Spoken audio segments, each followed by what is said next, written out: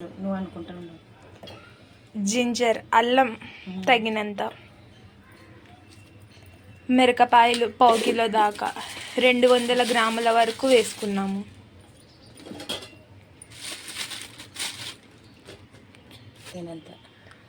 ఉప్పు రుచికి తగినంత వరకు జీలకర్ర,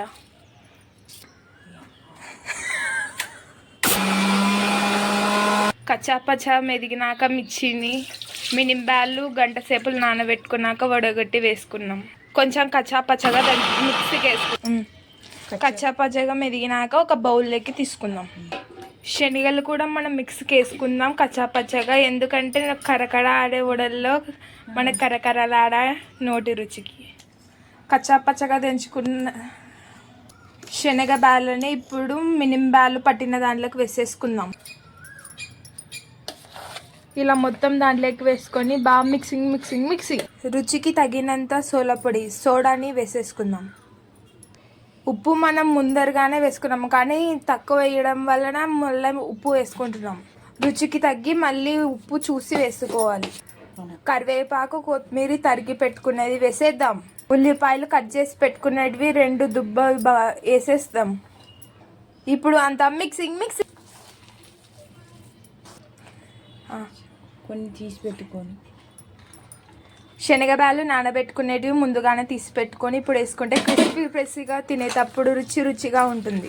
మనం వాటర్ కొద్ది కూడా వేయకుండానే ఇట్లా వట్టిగా, అంటే ఎక్కువగా జోరుగా లేకుండా వాటర్ వేయకుండానే మిక్సీకి సరిపోతుంది. వాటర్ వేయాల్సిన అవసరం లేదు.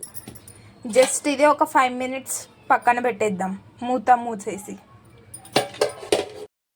ఇలా కొద్దిగా చేతిలో పిండి తీసుకొని ఒక ప్లాస్టిక్ కవర్ మీద, అంటే మనం అంత పర్ఫెక్ట్ కాదు కదా వడల్లో, అందుకు ఇట్లా మధ్యలో బొర్ర పెట్టేసి ఇలా తీసుకొని అలా వేడి కాగే నూనెలో వేయాలి.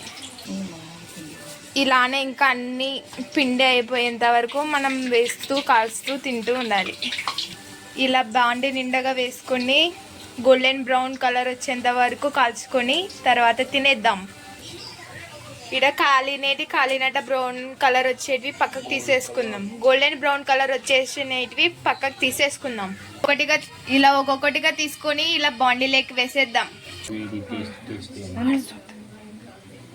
ఇలా కాలినవి ప్లేట్లోకి తీసుకొని ఇప్పుడు తినేద్దాం. ఇంత క్రిస్పీగా చుంచుతుంటేనే కరం అంటుంది. ఒక్కసారి నోట్లో వేసుకుంటే అమృతం. అన్నీ అల్లము మిరపకాయలు అన్నీ పర్ఫెక్ట్గా సరిపోయాయి. మీరు కూడా మీ ఇంట్లో ట్రై చేసి ఎలా ఉందో కామెంట్ చేయండి.